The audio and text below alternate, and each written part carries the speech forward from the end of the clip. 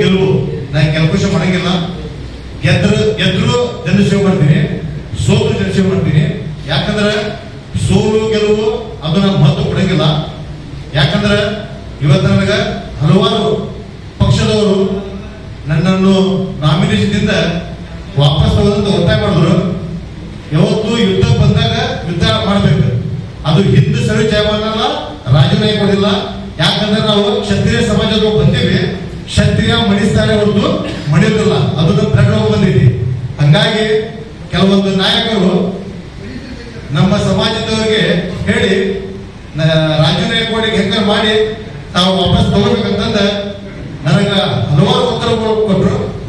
ಆದರೂ ನಾನು ಯಾವುದೇ ಇದರಲ್ಲಿ ನನ್ನ ಚುನಾವಣೆ ನನ್ನ ಜನಸಾಮಾನ್ಯ ಜೊತೆ ಇವತ್ತೇನು ಜನರು ಧಾರವಾಡ ಜಿಲ್ಲಾದವರು ಕಷ್ಟಪಡಕತ್ತಾರಲ್ಲ, ಹಂಗಾಗಿ ನಾನು ಎಂತ ಒತ್ತಡ ಪಡೆದು ಮಣಿ ಜಯಮಾನ್ ಅಂದಲ್ಲ.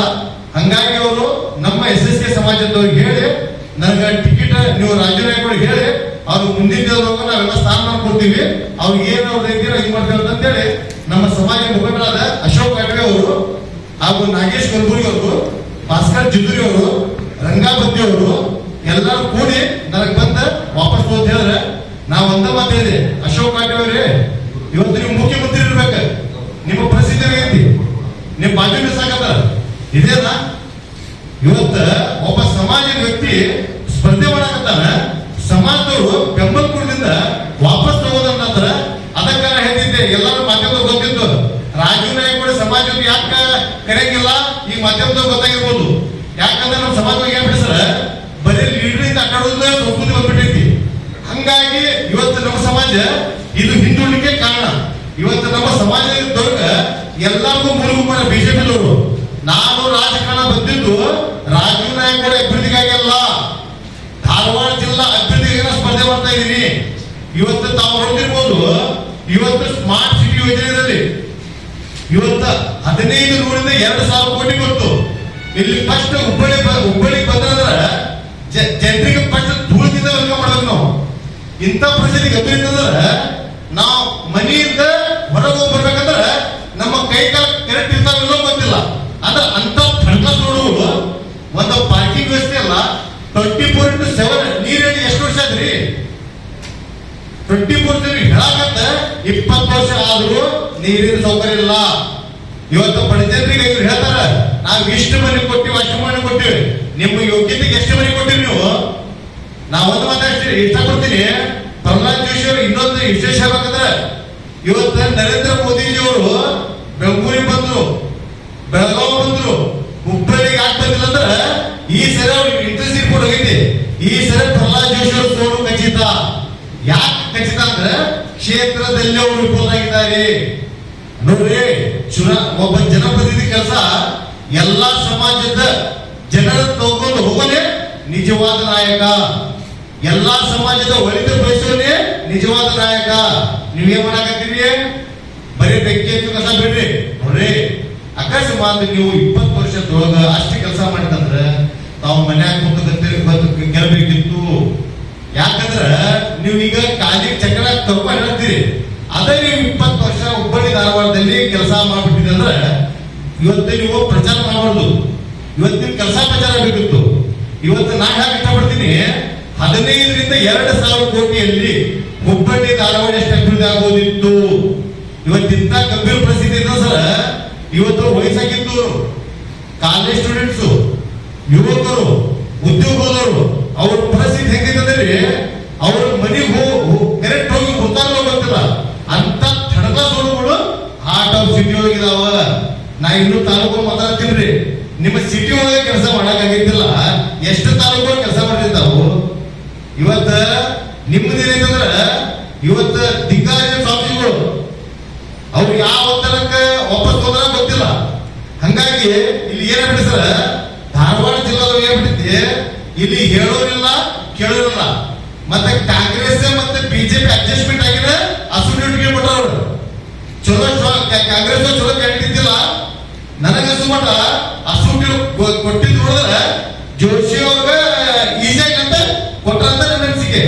ಮತ್ತೆ ಅಸೋಸಿಯೇಟ್ ಹಾಕಿ ಬರ್ತೀನಿ, ತಾವು MP ಚುನಾವಣೆ ಮಾಡಿದ್ರಿ, ಎಷ್ಟು ಕ್ಷೇತ್ರದ ಜನ ಸಮಸ್ಯೆ ಆಲಿಸಿರಿ, ಯಾವತ್ತಾದರೂ ಸ್ಮಾರ್ಟ್ ಸಿಟಿ ಯೋಜನೆ ಕೇಳಿದ್ರ ಪ್ರಹ್ಲಾದ್ ಪ್ರಶ್ನೆ ಮಾಡಿದ್ರ ನೀವು ಹಂಗ ಚುನಾವಣೆಗೆ ನಿಂತಾರಲ್ಲ ನಾನು ರಾಜಕಾರಣ ಮಾಡಕಂತ 15 ವರ್ಷ ಆಯ್ತು 4 ಚುನಾವಣೆ ಎದುರಿಸಿನಿ 5 ಚುನಾವಣೆ ಸೋತಿನಿ ಆದ್ರೂ ಜನಸೇವೆ ಬಿಟ್ಟಿಲ್ಲ ಹಂಗಾಗಿ ನಂದೇನಂತಂದ್ರೆ ಜನಸಾಮಾನ್ಯನ ಧ್ವನಿಯಾಗಿ ನಾ ಕೆಲಸ ಮಾಡಕ್ಕೆ ನಾನು ಪ್ರಯತ್ನ ಮಾಡಕತ್ತೀನಿ ಮತ್ತೆ ಇನ್ನೊಂದು ಹೇಳ್ಬೇಕಂದ್ರೆ ಇವತ್ತಿನ ಕಡೆ ಅಧಿಕಾರ ಇಲ್ಲ ಇವತ್ತು ನಾ ಏನಂದ್ರೆ ಮಾಹಿತಿ ಡಾಕ್ಯುಮೆಂಟ್ ತೆಗೆಸ್ಬೋದು ಪ್ರೆಸ್ ಮೀಟ್ ಮಾಡಬಹುದು ಬಹಳ ಡಿಸಿ ಮಾಡಿಕೊಡ್ಬೋದು ಲೋಕಾಯುಕ್ತ ದೂರು ಕೊಡ್ಬೋದು ಅದಕ್ಕಿಂತ ಜಾಸ್ತಿ ಕಡೆ ಆಗಂಗಿಲ್ಲ ನಾ ಅಧಿಕಾರಿಗೆ ಯಾಕೆ ಗುದ್ದಾಡಕತ್ತೀನಿ ಅಂದ್ರೆ ಡಿಸಿಷನ್ ಆಗ್ತೈತೆ ನಾಳೆ ಅಧಿಕಾರ ಸಿಗ್ತದೆ ಕ್ಷೇತ್ರದೊಳಗ ಮುಂದೆ ನಾ ಸಂಸದ ಆಯ್ಕೆ ಅಂದ್ರೆ ಡಿಸಿಷನ್ ಕೆಲಸ ಮಾಡ್ಬೋದು ಅಧಿಕಾರಿಗಳು ಇವತ್ತ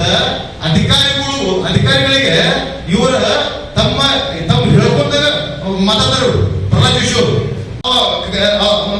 ಬಂದ್ರ ಪ್ರಹ್ಲಾದ್ ಜೋಶಿ ಬಂದ್ರ ಮತ್ತೆ ಹೇಳಲ್ಲ ಹರ್ ಕರ್ಗೆ 15 लाख ರೂಪಾಯಿ ಅಲ್ರಿ 15 ರೂಪಾಯಿ ಹಾಕಾಗ್ತೀನಿ ನಮ್ಗೆ 15 ಲಕ್ಷ ರೂಪಾಯಿ ಕೊಡ್ತೀರಿ ನೀವು ಇವತ್ತು ಕಾಂಗ್ರೆಸ್ ಅವ್ರಿಗೆ ಇಷ್ಟಪಡ್ತೀನಿ ನೀವು ಫ್ರೀ ಕೊಡ್ತೀರಿ ರೊಕ್ಕ ತೆರಿಗೆ ರೂಪದಲ್ಲಿ ಲೂಟಿ ಮಾಡಿ ಜನರ ಕೊಟ್ಟಬೇಕಾಗಿಲ್ಲ ಕೊಡುದಿತ್ತಂದ್ರ ಎಜುಕೇಶನ್ ಫ್ರೀ ಮಾಡಿಸ್ರಿ ಮೆಡಿಕಲ್ ಫ್ರೀ ಮಾಡಿಸ್ರಿ 100% ಕಳಪೆ ರೈತ ಕಾಮಗಾರಿ ಮಾಡಿಸ್ರಿ ಇದು ಪರ್ಸೆಂಟೇಜ್ ಬಿಡ್ರಿ ಇವತ್ತು ಏನಾಗತ್ತೆ ಸರ್ ಯಾಕೆ ಧಾರವಾಡ ಜಿಲ್ಲಾ ಆಗತ್ತೆ ಅಂದ್ರೆ ಇಲ್ಲಿ 2,000 ಕೋಟಿ ಬಂದಂದ್ರೆ 40% ಮತ ಎಲ್ಲ ಹಂಚ್ಬಿಟ್ಟು ಹಂಗಾಗಿ ಅಭಿವೃದ್ಧಿ ಆಗ್ತಾ ಇಲ್ಲ ಅಕಸ್ಮಾತ್ ಧಾರವಾಡ ಜಿಲ್ಲಾ ಜನತೆ ಏನ್ರ ಆಶೀರ್ವಾದ ಮಾಡಿದ್ರೆ ನನ್ನ ಕಾಮಗಾರಿದೊಳಗ ಯಾವುದೂ ಭ್ರಷ್ಟಾಚಾರ ಇದ್ರಾಗಿಲ್ಲ 100,000 ಕೋಟಿನ ಧಾರವಾಡ ಜಿಲ್ಲಾ ತಂದಿದ್ರ 1,000 ಕೋಟಿನೂ ಜನರಿಗಾಗಿ ಉಪಯೋಗ ಮಾಡ್ಕೊತೀನಿ ನನಗ ರಾಜಕಾರಣದಲ್ಲಿ ನಾನು ರಾಜೀವ್ ನಾಯಕರಿಗೋಸ್ಕರ ರಾಜಕಾರಣ ಮಾಡ್ತಾ ಇಲ್ಲ ಧಾರವಾಡ ಜಿಲ್ಲಾ ಜನರ ಕಷ್ಟ ಪಡಕತ್ತಾರ ಅದಕ್ಕೆ ನಾನು ರಾಜಕಾರಣ ಮಾಡ್ತೀನಿ ಮತ್ತೆ ಕುಟುಂಬ ಹಿನ್ನೆಲೆ ನಮ್ಮ ಕುಟುಂಬದಲ್ಲಿ ಯಾರು MLA ಇಲ್ಲ ಯಾರು MP ಇಲ್ಲ ನಮ್ಮ ತಂದೆಯವರು ಸರ್ಕಾರಿ ಅಧಿಕಾರಿ ಇದ್ರು ಹಂಗಾಗಿ ಇವತ್ತು ರಾಜಕಾರಣಿ ಇದ್ದೋರ್ದ ಇದಾರೆ ನಾವು ಸಾಮಾನ್ಯ ಒಂದು ಬಡ ಕುಟುಂಬದಲ್ಲಿ ಬಂದೀವಿ ಕಷ್ಟ ನೋಡಿವಿ ಜನರ ಕಷ್ಟ ಗೊತ್ತಾಗತ್ತಾವ ಹಂಗಾಗಿ ಧಾರವಾಡ ಜಿಲ್ಲಾದೊಳಗ ನಿಮ್ಗೆ ಕೈ ಮುಗಿದು ಬಿಡ್ಕೊಂಡಿದ್ರ ಈ ರಾಜೀವ್ ನಾಯಕ್ ಅಭಿವೃದ್ಧಿಗಾಗಿ ಈ ಸರಿ ಮತ ಚಲಾವಣೆ ಮಾಡ್ಬಿಡ್ರಿ ಈ ಸರಿ ನೀವು ಏನ್ ಮಾಡಿದ್ರ 17 ಮಂದಿ ಕಳೆದು ಹೋಗಿದ್ವಿ ನಾವು ಪಕ್ಷ ಧಾರವಾಡ ಜಿಲ್ಲಾದೊಳಗ ರಾಜೀವ್ ನಾಯಕ್ ಗೆದ್ದಲ್ಲ ಯಾವ ವ್ಯಕ್ತಿ 5 ವರ್ಷ ಜನರ ಜೊತೆಗೆ ಇದ್ದು ಸರ್ಕಾರಿ ಯೋಜನೆಗಳನ್ನು ಮನೆಯವರಿಗೆ ತಲುಪಿಸಂತಾಗ ತಾವು ಆಯ್ಕೆ ಮಾಡ್ರಿ ಯಾಕಂದ್ರೆ 20 ವರ್ಷದಿಂದ ಅನುಭವಿಸಾಕತ್ತೀರಿ ಮಾಧ್ಯಮದವ್ರೆ ತಾವು ಅಡ್ಡಾಡ್ತೀರಿ ಎಂತ ಗಂಭೀರ ಪರಿಸ್ಥಿತಿ ಐತಿ ರೋಡಿನ ಹಣೆ ಬಾರಿಯಾಗೈತಿ ಮತ್ತೆ BRDS ಬಂದ್ರೆ ಸ್ವಿಮ್ಮಿಂಗ್ ಪೂಲ್ ಆಗ್ತಿದ್ದು ಅದೇ ನನಗೆ ಹೋಗುತ್ತೆ ಮತ್ತೆ ಯಾವ ದಿನ ನಾ ಈ ಸದ್ಯ ಚುನಾವಣೆ ಬಂದಿದ್ದು ಹೋಗ್ರೆ ಫಸ್ಟ್ JCB BRDS ಕೆಡೋದಿರೋದು ಅದು ಕೆಡವಿ ಅಲ್ಲಿ ಮೆಟ್ರೋ ಟ್ರೈನ್ ಅಥವಾ ಫ್ಲೈಓವರ್ ಮಾಡ್ತೀನಿ ಇವತ್ತು ಸ್ಮಾರ್ಟ್ ಸಿಟಿ ಸರ್ ಇವತ್ತು ಮಾರ್ಕೆಟ್ ಬಸ್ ಸ್ಟ್ಯಾಂಡ್ ನೋಡಿ ಸರ್ ಪಾಪ ಅಲ್ಲಿ 20,000 30,000 ಬಾಡಿಗೆ ಕೊಟ್ಟದಾರ ಅಲ್ಲಿ ಜನರು ಬರಾಕತ್ತಿಲ್ಲ ಅವ್ರ ಪರಿಸ್ಥಿತಿ ಏನ್ರಿ ರಾಜೀವ್ ನಾಯ್ಕ 2 ಲೀಟರ್ ಅಡ್ಡಾಡಿದ್ರಿ ಮತ್ತೆ ಚಮಚಾಗಿರಿ ಯಾರು ಮಾಡಂಗಿಲ್ಲ ನನ್ನ ಮತದಾರನ ಪ್ರಭುಗಳೇ ನನ್ನ ಮತದಾರರ ಅವ್ರು ಹೋಗ್ತೀವಿ ಅವ್ರಿಗೆ ಏನಂದ್ರೆ ಬಿಜೆಪಿದವರು ಅವ್ರು ಕಪ್ಪಿ ಮುಷ್ಟಿ ಇಟ್ಕೋದಾರೆ ಯಾಕಂದ್ರೆ ನಮ್ಮ ಸ್ವಲ್ಪ ಮಂದಿವು ಸ್ವಲ್ಪ ವ್ಯವಹಾರದವ್ರಿ ಅದಕ್ಕೆ ಇದು ಮಾಡ್ದ ಸುಮ್ಮನೆ ತಮ್ಮ ಬೇಳೆ ಬಯಸ್ಕೊಂತಾರೆ ಅವ್ರಿಗೇನೋ ಸಮಾಜದಲ್ಲಿ ಏನಂತಾರೆ MLA ಆಗೋ ವಿಚಾರ ಇಲ್ಲ ನಾವು MLA ಹಿಂದೆ ಕಟ್ತಿರ್ತಾವ ರಾಜೀವ್ ನಾಯ್ಕ MP ಸೋಲ್ಸಿ ನಾ MP ಯಾಕಂದ್ರೆ ನನ್ನ ಸಮಾಜಕ್ಕೆ ಅವರು ಬಿಜೆಪಿದವರು ಉಪಯೋಗ ಮಾಡಿ ಟಿಶ್ಯೂ ಪೇಪರ್ ಇಟ್ಕೋತಾರೆ ಟಿಶ್ಯೂ ಪೇಪರ್ ಇದನ್ನ ಕೆಲಸ ಮುಗಿದ್ರಿ ಹೋಗಿವಂತ ಕೆಲಸ ಮಾಡ್ರ ಹಂಗಾಗಿ ನಾನು ಚುನಾಯಿಸುತ್ತೆ ಅದಕ್ಕಾಗಿ ಅಶೋಕ್ ಪಾಟೀಲ್ ಅವರು ನಾಗೇಶ್ ಬಂದ ನನಗೆ ನೀವು ವಾಪಸ್ ತಗೋರಿ ನೀವು ಮುಂದೆ ಪಕ್ಷದ ಸ್ಥಾನ ಬಂದೆ ಧಾರವಾಡ ಜಿಲ್ಲಾ ಜನರಿಗೆ ಸ್ಥಾನ ಕೊಟ್ರೆ ಅದ ಸಾಕ ನೀವು ಸೀದಾ ಬಂದಿದ್ದಾರೆ ಇಲ್ಲ ಅಂತ ನಡೆದ ಕಳಿಸ್ತಾರೆ